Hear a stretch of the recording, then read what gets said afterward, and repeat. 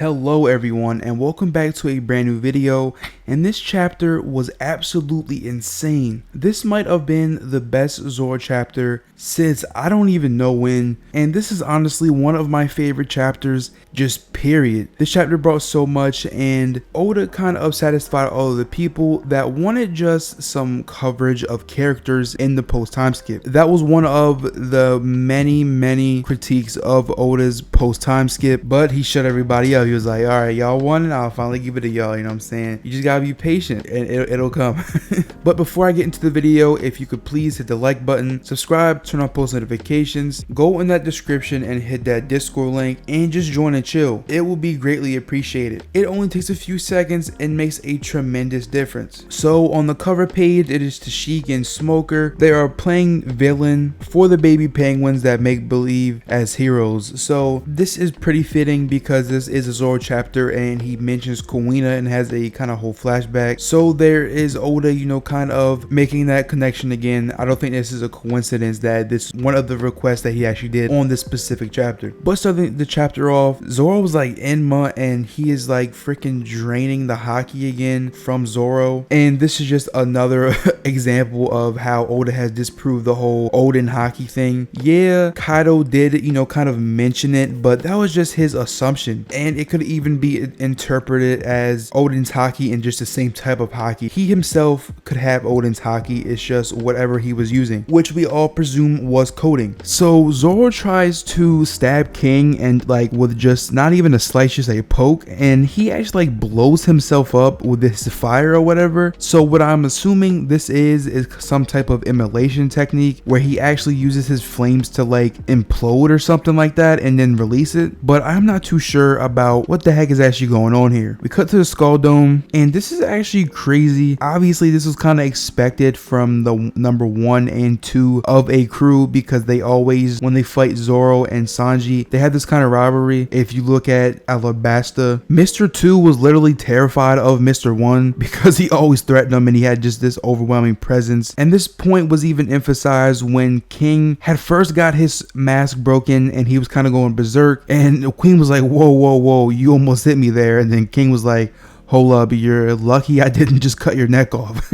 But he's kind of actually hyping King up in this moment, and he's saying he's, you know, a surviving of this nearly extinct race that we're all supposed to be erased from history and forgotten. And to me, this kind of put just massive hype on whoever the group was that actually got rid of the Lunarians. He's saying how those monsters could thrive in any inhospitable environment the world threw them in, which is absolutely insane and puts so much hype on whoever this group of people who actually eradicated this race was, but also King himself. He is a part of this race that is supposed to be eradicated, but he is the lone survivor of this, and running the risk of joining someone as powerful as Kaido on the off chance that he could actually betray him and just, you know, make his race fully extinct is just crazy to me. Now I'm kind of understanding why Kaido brung only King to Marineford, as it was stated in his Vivid card, because this man is like, last chapter he was like freaking, like he had Zoro on the back foot the entire fight, and I think this is the chapter where it changes. But it's kind of crazy how someone who can scar a Yonko and someone who even I thought had shown greater feats than someone of a quote-unquote first Yonko commander could even handle. So I thought this fight was going to be easy, but it just shows the levels of King, and I'm starting to think King is like crazy strong now, obviously because of my perception of Zoro, how strong I thought he was. But to have someone like King on the back foot, but to have someone like King have Zoro on the back foot, you have to be a competent fighter. This man, in that little exchange when he used Ashura, whether you want to say it was or not, it's clearly shown that he clashed with him a little bit. If you look at the little indicators that were put there by Oda, clearly shows that they were clashing some way, and Kaido was fast enough to attack Kaido before he got his swing off, because he was trying to swing at Zoro right before he got the attack off, but he was just too fast. And to have someone that performed that at a full health on the back foot shows me just how crazy King actually is. People kind of of misconstrue this King and Marco moment because, you know, Marco did kind of put him in the dirt a little bit, but he did no damage. He didn't even crack the outer mask of him. And I feel like that's one of Marco's weaknesses or weaker side of his toolkit. He just can't deal a crazy amount of damage. He's more of a attrition fighter. He tries to wear you out, and that's just a bad matchup against someone who is just so durable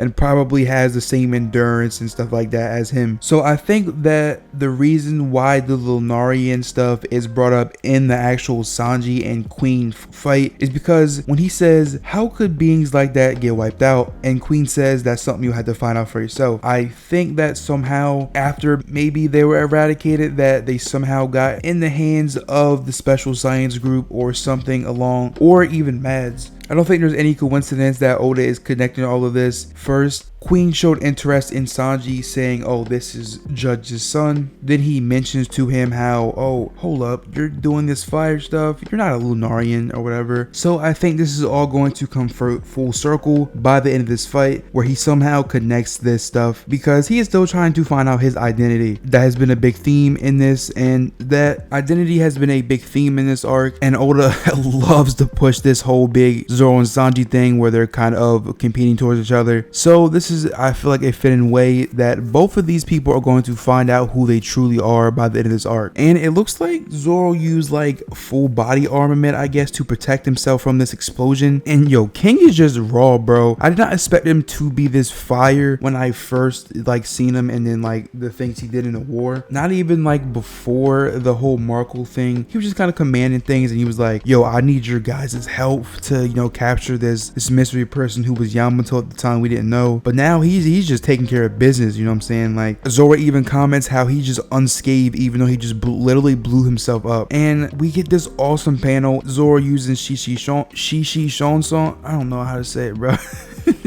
Basically using Lethal Lion song on King, and I don't know why people acting like Zoro not fast or something. This dude in an instant, it looks like. Obviously the anime is going to show us more and like how he actually moved, but in this panel that is drawn, it looks like he teleports behind him. That's how fast he is. I don't know why people keep sleeping on certain aspects of, you know, the three main Straw Hats. Like, people say, you know, someone like Sanji can't do damage, even though that's not what the type of fighter he is, or Zoro isn't fast, even though he has shown many times that he is incredibly fast, and he doesn't have, you know, reaction time, which is just a straight lie. Then you had the people saying, you know, Luffy has some crazy stamina issue, which I do believe it is a problem, but like, he still fights for, you know, 10 hours. Even if it isn't base, he's still strong enough to fight on the level of his opponents in base for multiple hours. Sorry for that little rant. Moving on with the chapter, it looks like King is actually healing himself with his fire, it looks like, because the slash that Zoro did on King is like lit up with fire, and he's just completely fine in the next panel. And he does this little imperial tempura move on Zoro, and right as he's about to snap his head back, Enma starts acting up, and this causes a massive hit on Zoro. He gets stabbed the side of his stomach, just exactly like Luffy did in Whole Cake Island versus Katakuri. And I'm assuming this is going to be, you know, a very big nerf on him. Not really a nerf, you know, I can't call it a nerf because it's just something that happened in the battle, but going forward is going to add to him presumably not being active in the next arc coming up. And this is very interesting dialogue, because King actually notices the Enma, you know, draining thing, and he's like, a swordsman being held back by his own sword? That's a first. So if all the people saying Enma is actually a nerf to him and not making him stronger, there's some fuel for your fire.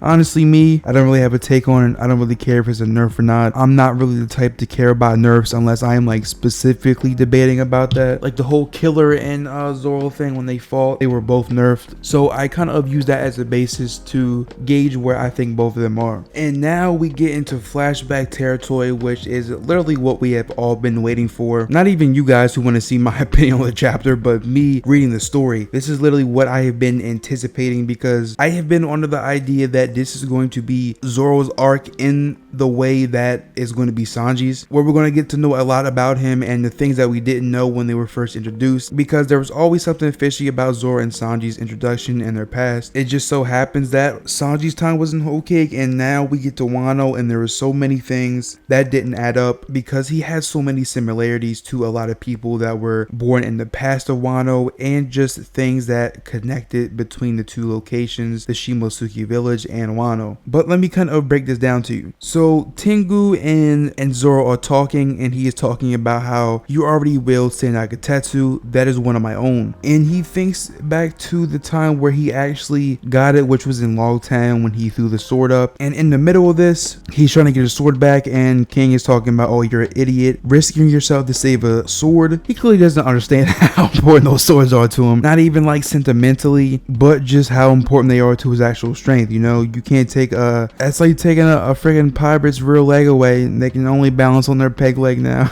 They gotta fight you with a freaking peg leg, bro, just one leg. But Zoro is kind of putting things together because he thinks back to when he asked Kushiro to have Kuina's sword, and he said, I'll get stronger for the both of us, strong enough that my name will reach the heavens. So it's basically everything that we've seen in the beginning in his flashback, but he's thinking about it, and he thinks to his conversation with Tengu, and he said, it must be fate. The white katana of yours is the Wado Ichimonji. It was forged by the same man that made Enma. So this is all coming together because this is Kozaburo, the master swordsmith, which we get to see more of later in the chapter. But it was a old swordsmith that kind of retired or kind of started hiding in Shimosuke village, just like how Rayleigh had kind of hid out in Sabaody. He wasn't trying to let all these Navy officers, you know, get a hold of his name and everything. But Zoro's kind of connecting it, and he's saying, I didn't have time to think about it before, but how did a sword from Wano wind up in the East Blue? Oh man, this man Zoro is finally turning on his brain cells. Like, why is it every time he's like on death's door or, you know, getting pushed there, this man just like turns up? He turns into God, bro. I feel like this is one of Oda's favorite like tropes to do with characters, or with Zoro more specifically, because I feel like he has the most examples. This man makes them turn into God when they are in like really tough situations. So I think this is where Zoro is going to learn that he might have actually came from Wano himself. The master swordsmith Shimosuke Kozaburo left this country illegally over 50 years ago. And then this is 18 years ago in the Shimosuke village, and Kozaburo is kind of saying, you know, Sanaji, it's a battle cry that gives you courage. So this kind of sets up him using it somehow. I don't know when it's going to be versus Kado. But Zoro says, I don't think I'll use it. It sounds really weird. Say, oh man, is it true that you were a samurai? Everyone at the dojo says you were. So this is either Kushiro talking to these kids and saying, you know, and telling them these tales of him, or him himself, you know, kind of just hyping himself up like, you know, back in my day. But as I was saying earlier, he doesn't want people knowing this, so I'm assuming that someone else told them that actually knows, because he says, you're going to bring the Marines down on my head. So I don't think he would actually, you know, actively go out and try and just brag about himself. He actually gives Zoro these two swords, and he is giving him this kind of lesson, and he is talking about how, listen, swords exist to cut people down. When smiths create them, they ensure they can take as many lives as possible. I need Zoro to catch some bodies on some big names, man. That's what I'm saying. This whole thing of like death, this whole theme of that death with, you know, certain characters just fits so well with Zoro's character, and I think it'll be a perfect opportunity to let Oda cash out on this. Honestly, I could talk about this chapter all day, so I'm going to try to summarize this as fast as possible. But he's basically saying it's a joke that deadly swords are believed to be cursed, but that's just how named blades are. I consider it praise. Let the weak spread this nonsense. It means those swords fulfill their purpose well. So these cursed blades are meant to kill people, and when you tame them, it means they are fulfilling this purpose. So putting two together, it's looking like Zoro's gonna kill somebody this arc. It's actually crazy how Oda is just straight throwing this in our faces, that the sword's purpose is to kill someone, and the Lord of the Underworld is the one that has yet to be fulfilled its purpose and to be tamed. Even though in the fact that the live stage, the people around Kaido and his crew literally said it looked like hell. Enma is the one who splits hell in half. This shit is actually crazy to me how Oda is laying all this groundwork for something big to happen, but I guess everybody can't see what I see, huh?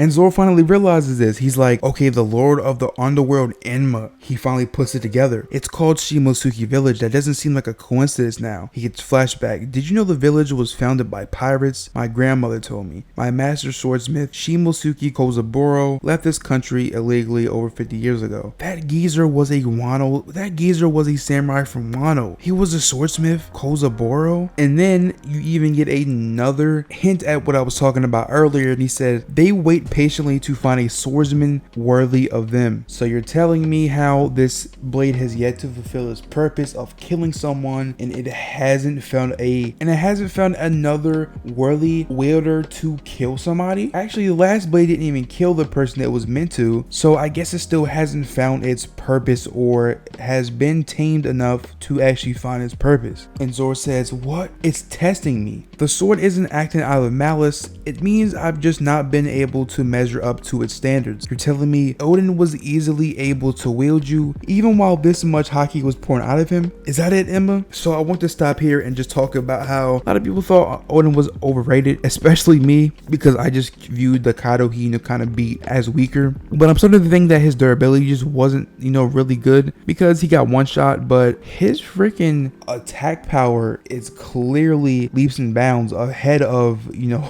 anybody in this freaking raid right now, man. He was able to tame Enma at such a young age, apparently. Him being able to fully use it by like 10 or 11, which just shows the absolute levels of someone like Odin. And even though what has been shown in the story may not hype Odin up in terms of durability, it's clear that he isn't really overrated. At least that's what I'm thinking now. Things may change, but it looks like that Zoro's big goal this arc is going to be able to surpass Odin and actually do what he could not do, and is kill somebody with his blade. So he showed Conqueror's haki right now, and the literal next page is him coating his blade with said Conqueror's haki, or that's at least what I got out of it. People are trying to argue against it, but it's pretty clear that this is Conqueror's coating. He literally used it before on Kaido, and King even mentions how, oh, you got kingly ambitions. And even paired with the fact that he says, I can't give you all of my haki, which the main haki he specializes in is armament haki. So I'm assuming it's just that, you can't like pump observation haki into it. And he doesn't know he has Conqueror's coding right now, or Conqueror's haki at all. So I think when the next panel down, when he says, no, this is how it's meant to be, I think he is putting a different haki into it, and that is Conqueror's haki. And when King asks you, oh, you've got kingly ambitions, he thinks back to when he first met Luffy, and he's like, well, I guess you're right after all. I made promises to my captain and my oldest friend. So basically,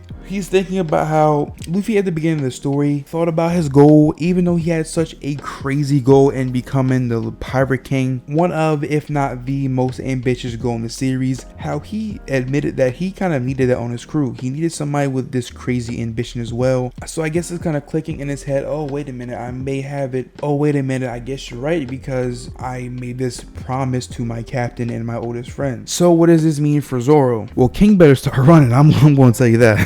Throughout the exchanges we have seen, King has really kind of been putting him on the back foot, but Zoro has been blocking some attacks. He has not been getting completely demolished. I would say this is starting off better than, say, his Dad's Bones fight, so I don't think it's going to that extreme difficulty. Like I said in my Will Zoro Go Back to the Roof video, the point I made was, okay, he can block his attacks at least. He can get hits in, so this is going to be kind of like Dad's Bones, but since he is starting out doing better than what he was doing in Dad's Bones the fight, it will not end up with him as bloody as he was in the Dad's Bones fight. Speed was definitely something he had to overcome, but it was really damaging him. Now that he can damage him, it's going to be pretty equal for the rest of the fight, with Zoro coming out the obvious victor, and he's going to show that he is a level above his opponent. But I do think King does have Conqueror's coding, or he might. He joined Kaido because he was strong, so he has this crazy, lust for strength, and assuming he can coat all three of his swords with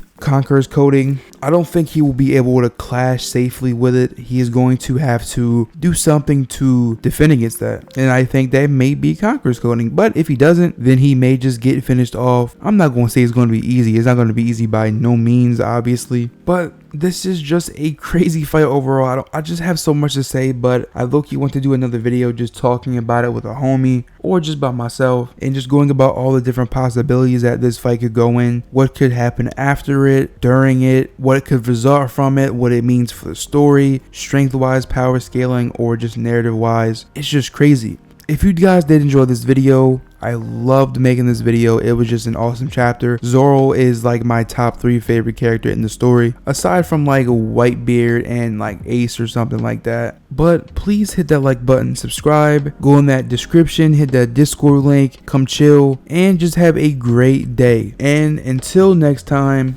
peace.